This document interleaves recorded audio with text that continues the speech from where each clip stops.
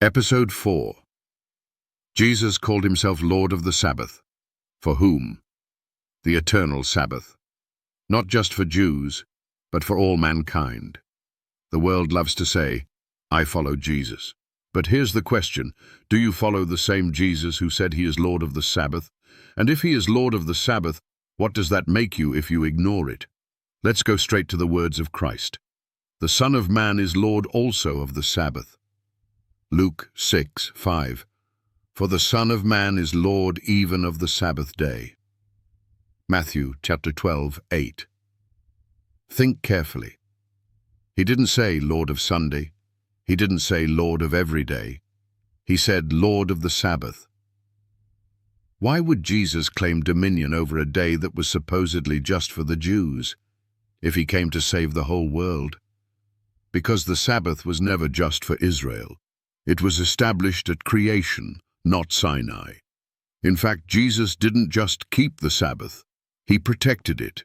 In Luke 13, he healed a woman on the Sabbath, and when the religious leaders got angry, he rebuked them, not for honoring the Sabbath, but for twisting its meaning. He restored the Sabbath to what it was meant to be, a day of freedom, healing, and restoration.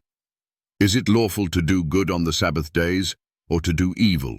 Mark 3:4. Even his miracles cried out, the Sabbath is still holy, and I am its Lord. Let this truth thunder in your heart. You cannot say Jesus is your Lord and reject the day he is Lord of. To reject the Sabbath is to rebel against the Lord of the Sabbath. Now think about this. If the Sabbath was only for Jews, then why did Jesus, the Savior of the world, spend his earthly life honoring it, teaching on it, and declaring his lordship over it? Wouldn't he have said something like, this is just for now, but later we'll worship on a new day? No, not once, not ever. He never said Sunday was holy, he never kept it. He never taught his disciples to keep it. But he boldly declared his ownership of the seventh-day Sabbath. So here's the challenge to every Gentile, every Sunday worshipper, every pastor who says the Sabbath doesn't apply to them.